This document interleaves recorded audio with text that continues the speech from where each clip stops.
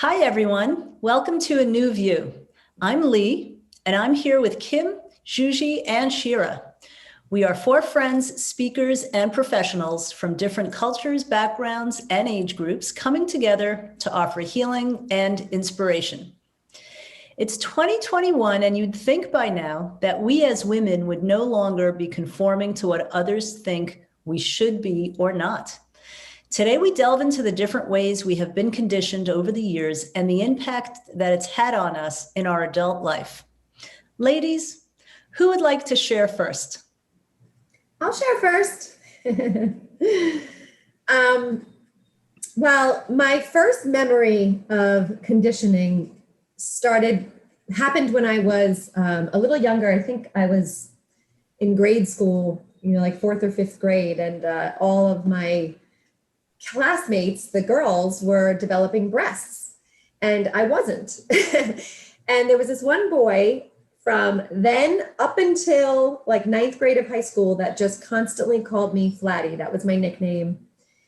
And it really hurt me a lot. I was like, just sometimes I'd cry, I don't even know what I did back then to handle that. I think I just tried to avoid him or something, but it really made me feel less than. And I even remember bothering my mom so much, bugging her to get me back then all the young girls were now wearing these little training bras. And she was like, Kim, you don't need one. And I was like, but I need one. I drove her crazy. So she went out and bought me one. She was very upset. She had to do that for no reason. But it really bothered me because that's when I first started if he didn't call me Flatty, I would have never have noticed breasts at all. But because it was so brought, into the light, that's all I saw everywhere. I'd see my sister would get these health self magazines, and the models on the front would have the perfect body and the perfect big boobs and just boobs. I just started to notice them everywhere. If we went into the city as a family to go see a show, there was big billboards, the TV. Everywhere you looked, that was sort of like the perfect woman was to have voluptuous curviness and big boobs.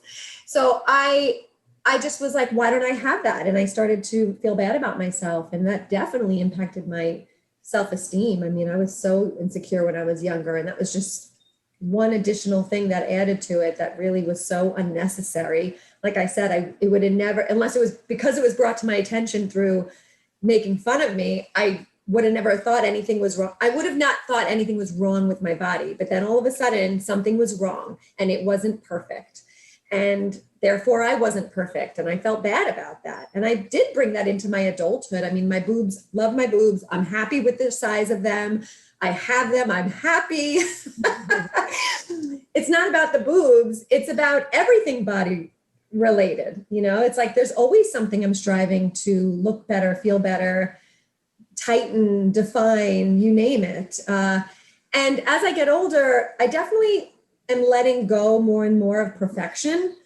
I'm 45. I don't feel I'm going to have six-pack abs ever in my life, and that is okay. I more so strive for health now more than anything. But there's definitely times I'll feel insecure, random moments. I'll put on an outfit and it's tight, or I feel like you could see my belly, or just whatever it is. I have my moments. But, when I was younger, it was much more impactful, but it definitely bled it through my life. And something else that I'm noticing with comments from people, it could be off the cuff, it could be very intentional. I guess back in the day when women had such a different role to take care of men, they were, I guess, more delicate, more polite. I don't know, there was just pretty, all these. Yes. Thank you. Did you say me? I said subservient. Right. Yeah. Proper. And it definitely feels like in today's age, we definitely get judged for not being those things. I'm not saying everybody's judgmental about it, but I'll hear things. And let's say there's a woman who's maybe not the most nice in the moment, or maybe she burps in a restaurant. I don't know, whatever it is, I just can see judgment and hear it here and there. And that's where I notice it's so, conditioning can be so subtle, and it's just making us wrong for our behavior when it's really nobody's business to judge at all. It's not, they're not us, we're not them, you know, it's like stay in your own lane kind of thing. Z? Well, I feel like that makes so much sense, Kim, because the judgment of your body, that somebody had the right to judge your body, is so prevalent in our conditioning. And to be honest with you, though, nobody judges our bodies more than women judge each other. And I feel like that's the conditioning that I first noticed when I was probably 12, 13, 14. That's when like the whole like middle school mean girl phenomenon really started around me. And I was shocked because I was like, but we're all girls. Like, aren't we all supposed to stick together? Aren't we all supposed to have each other's backs? Like, isn't it us against the boys?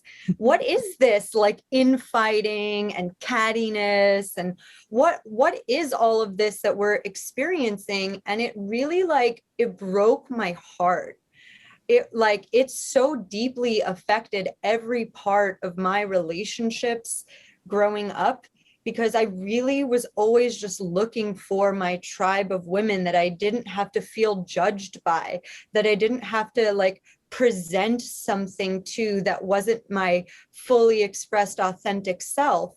And I think that that's actually like the cornerstone of the patriarchy, is pitting women against each other and making us feel like we're competing against one another, not just in relationships or jobs or any of those things, but to recognize now as an adult that we can all have a seat at the table. Somebody doesn't have to lose in order for me to win. And in fact, other women can celebrate when I win. Wow. Like what a difference that makes when we all uplift each other and we don't conform to whatever society has set forth about like how we are supposed to interact, you know, like Of course. the cat fighting and all of that. Well, the thing I always marvel at society about is that it's the people that have the deficit. So like it only takes a really insecure person to be a mean girl, right? That's just, it's all about bullying. It's all about the insecurity of the person that is perpetrating on other people. That they get it's like the squeaky wheel gets the grease. Like, why do we have to pay so much attention to the insecure people? It's like they drag everybody down with them. And the other thing I wanted to say about conditioning is that there's the physical part, like what you were talking about, Kim, in terms of like other people, you should have boobs and you should have this and you should have that. But it's also, like we were just saying before, this attitude that women have to or are supposed to have, right? Like demure and proper and nice and meek and small and, going along with. And for me, it's been like the peacekeeper, I'm the even one. I'm the peaceful one. Don't be angry. Like all of these things. I just finished reading a book called Caste, which is more about, the caste system in India and how things happened in Germany during World War II and even like slavery to modern day America. But the author does talk about women's place in society. It's always about the person's place in society. And we just keep it going, right? We keep packaging that bundle and then giving it to the next generation. And you hope that it starts fraying a little bit here and there. But I think it's our job. This is why I love that we have these conversations, because it's our responsibility to, when we have awareness, to bring that awareness to other people. And so the conditioning for us as women, like we have to be this, we have to be that. I think it's starting to, fray. It's starting to lose its grip on society. But there's so much more that we have to do. And like we say in all of our episodes, it starts with each one of us. And I'm just so grateful to have this platform with all of you, strong women, who have so much to give and so much to contribute. I mean, it's such a beautiful thing. Like Juji, you were saying, like, let's celebrate our talents and our gifts. Like, what are we doing? Like putting each other down. Stop it. Right. And you know what else we should celebrate is our freedoms, our freedom, actually. Because, yes, in our society, and I agree with you that the grasp on that is loosening up, but there are so many cultures and societies where still, obviously around the world, women are very subservient. Women are, in some cases enslaved. There's sex trafficking. There are so many situations that are unimaginable almost to most of modern day America, and the way that we live and what we are experiencing. And I'm not saying none of this is happening in our country, because some of it is. But boy, we have come a long way, I believe. And I believe that we'll continue to do so as long as we are in our power and choose wisely. We have our choices. And I feel women are more confident these days, more secure, and just really more empowered to do what it is we feel like we are here to do. Well, the only thing I'm going to counter to that is that I when you say women are more confident, I think it depends maybe what age group we're talking about. And even within age groups, there's plenty of insecurity, things to make us question and doubt ourselves, like the internet and everything that there is to compare ourselves to. So I think there is more awareness, but I think we'd be surprised at the lack of confidence that a lot of women still have today. Yeah. It really is such a, like with everything, an inside job, because even when I look back at being made fun of when I was younger with my body, it's my job not to make that mean something that's going to now impact my life or impact my day or bring me down. I know that there's influence and people can contribute to us feeling bad. But so much of the work that I try to focus on and do is like, okay, somebody said something that affects me negatively. Like I have the choice for that to now, go into my whole day and bring me down, and for that to land negatively. Like that's up to me, really. And I think a lot of times in life, whether it's with conditioning or just anything, we tend to have our outside, like as if our outside circumstances is what like makes the choice for us to have a bad moment or have a bad day or look at something in a specific way. But it's really up to us. Like we have that choice. So even with conditioning, it's like we have a choice. We could, if we enjoy an aspect of something that is, maybe we were conditioned to do something for our husbands because maybe we watched our mother do that for our father growing up or something like that. But like I know me, I make lunch for my husband to bring to work every day. And it's something I truly enjoy to do. But my sister is like, I can't even believe you do that. She's like, that's crazy. Like she thinks that's crazy that I do that, but not for really, more so because she doesn't have the time to do that for her husband. But she looks at that as, she said, why do you feel you have to do that? I said, I don't, I choose to do that. But but that's the thing is like, we cannot disregard the fact that women will always have a caretaker role. We literally give life. Right. Like it is genetically built into us to be in that role in society, whether it's taking care of children, taking care of our partners, taking care of a household. And it's not to say that like men can't do those things. But again, we just did an episode about, setting a foundation for a relationship. And I feel like what a foundational part of a really healthy partnership is not feeling like the entire burden of a relationship, a household, or child rearing is all on us as women. Like that's a conditioning element that I feel is very much being dispelled.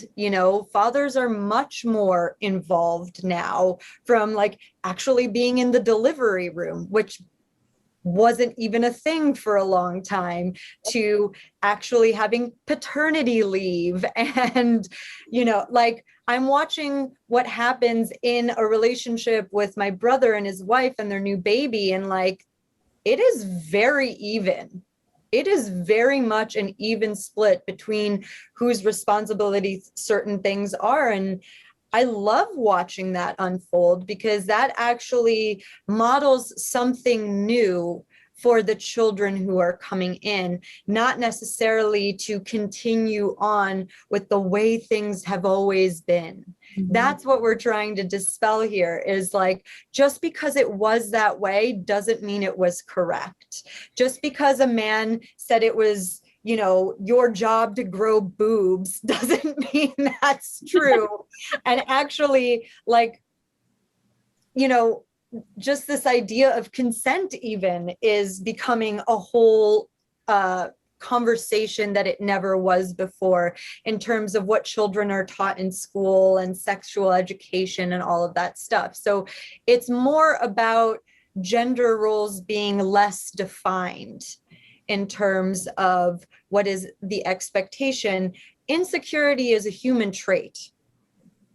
That's never going to go away. Of course, we say it starts with us, and like how we're all managing our own inner world, but it's more about like what is accepted, generally speaking, among young people even. And I love seeing that. Yeah, and I love that too. And it's making me think about these two people I know, which I'll tell you the story in just a second. But the question that's bringing up for me is, at what point, and I don't know because I don't work in schools, but at what point this whole shift in the gender roles will be taught at some point? Because I know two people who are in their late 30s who just had children, two friends of mine, whose husbands were just really scared to like take care of the infant when they had a child. They didn't change a diaper. They didn't give it a bath. They just were like, okay, you got this. Like, and you could tell it came from a place of fear. But one of my girlfriends had a long talk with her husband and said, I wasn't expecting to be a single mother.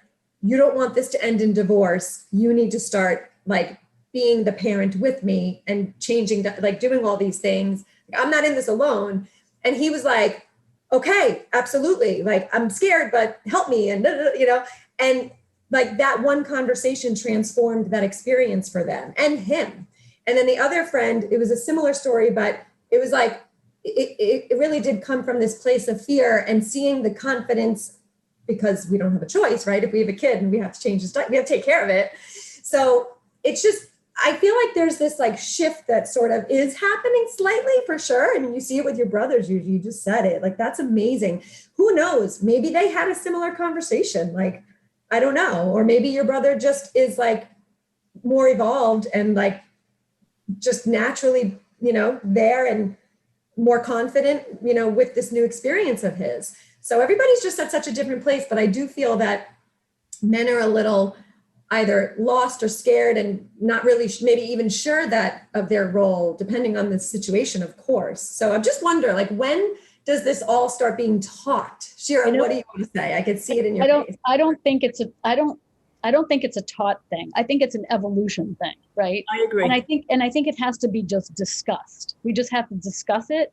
I also think what factors into some of this conversation is, and this is also a very slow moving train, is the evolution of gender, right? So we've seen in the last, 10, 15, 20 years, how, all of a sudden it's like, what is man? What is woman? What is heterosexuality, homosexuality, transgender, gender fluid, non-binary? So all of these things that are coming into play now that really force us to look at ourselves more deeply, like what am I? Like, I just find it fascinating. I find it fascinating, this whole gender discussion, because then you can really start having the conversations. I have girlfriends who are grandparents, and just people that I know that are older that have, people in their 20s and 30s who are starting to become parents. And and just all the different ways that they're doing things now, from from parenting to child rearing to careers to,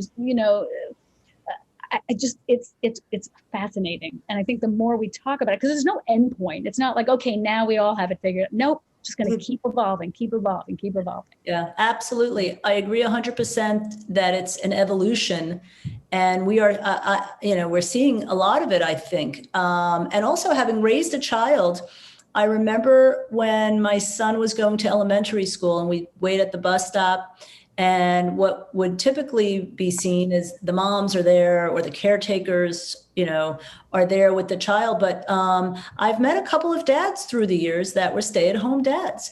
And that was a whole different thing for me, because while I was growing up, again, the conditioning, it was the mom who did this. It was the mom who either stayed home or cooked the food. So I believe it is definitely an evolution. We can't really teach it in the schools, but I think that role in the gender gap, I think that whole gap is narrowing. And bravo to some of these men who are becoming more comfortable doing this, and it's okay. And I think they're setting a great example for these other men that Kim, you mentioned, might still be afraid to change a diaper. And, it's like, no, that's not going down anymore. No, you get to smell that poop too. And I just want to say, when I said taught in schools, it's not the how, how do I take care of an infant? That's not what I'm talking about. I'm talking about this conversation being had in schools, equal partnership, parenting, respect. We'll send them a recording. We'll send them yeah. We have 4 workshops we need to bring, just from this conversation that we need to bring into schools. So all schools out there listening to us, we can offer this to you. We'd be happy to. This is a great place to wrap up, girls. I hope you enjoyed our conversation as much as we did. If you like our videos, please subscribe to our channel and be sure to let us know if you have any topic requests or questions by commenting below. We'll see you soon, and thanks for watching. Stay safe, everyone. Bye.